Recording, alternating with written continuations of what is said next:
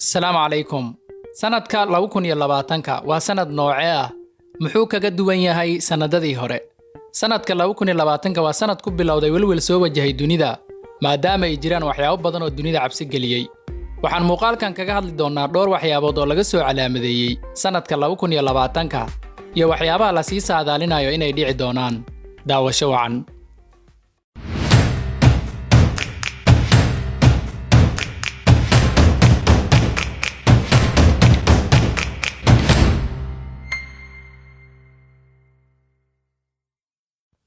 sanadkii tagay ee 2019 wuxuu ahaa sanadkii ugu wanaagsanaa taariikhda noolaha.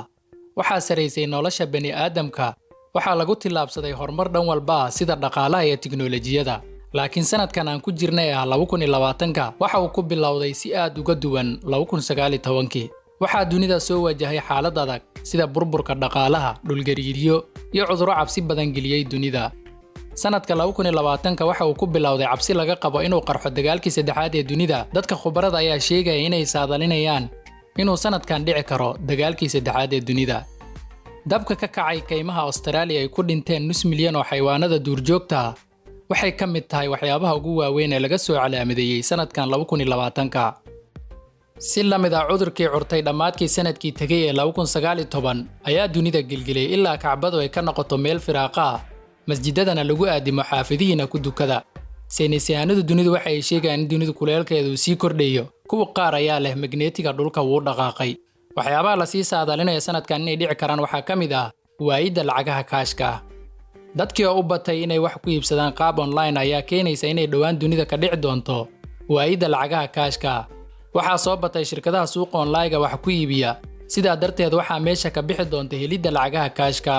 waxaa kaloo la sii saadaalinaya sanadkan inay bini'aadamku ku dhici doonto shaqo la'aan. casriyeenta iyo isticmaalka aaladaha otomaatiga u shaqeeya ayaa soo dedejin doonta in laga maarmi doono aadamaha.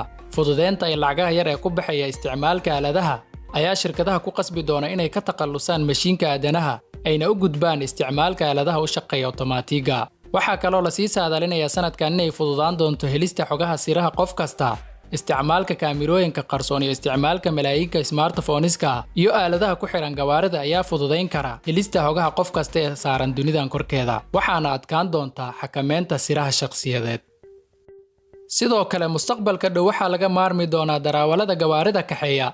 shirkadaha soo saara baabuurta ayaa ku howlan sidii ay ku soo saari lahaayeen gawaari socon kala biraa darawal. taa hadday mar bilaabatana waxaa si toos ah ugu bixi doona suuqyada darawalada ku shaqaysta wadista gawaarida. kambaniyada qaar ay ka mid tahay kambaniga Tesla ayaa horey u tijaabiyay gawaarida bilaa darawalka ah.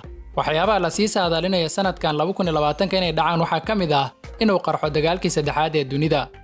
isku dhaca siyaasadeed ee u dhexeeya dalalka ugu waaweyn ee dunida ayaa soo dedejin kara inuu dhaco dagaal saddexaad.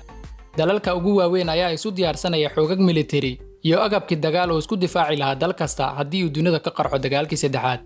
waxaa kaloo la sii saadaalinayaa sanadkan 2020 inay badnaan doonto saameynta baraha bulshada uu ku yeelan doono nolosha aadamaha iyo caafimaadkiisaba.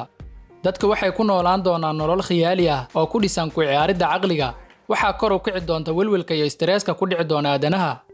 sidoo kale waxyaabaha aadanaha dhibka u keeni doona waxaa ka mid noqon doona video geemyada ayagana noqon doona kuwo la casriyeeyey. waxaana ka dhalan doonta inay aadamaha u tilmaamaan ficilaha lisa.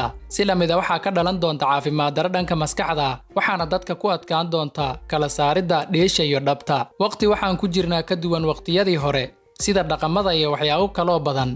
zamanka waxa uu soo gaaray in intii meel la iska fadhiisto istighfaarka la badsado maadaama dadka badankooda ay tani ku tilmaameen inay dunidu gebagaba tahay. wassalaamu calaykum waraxmatullaahi wabarakaatuh.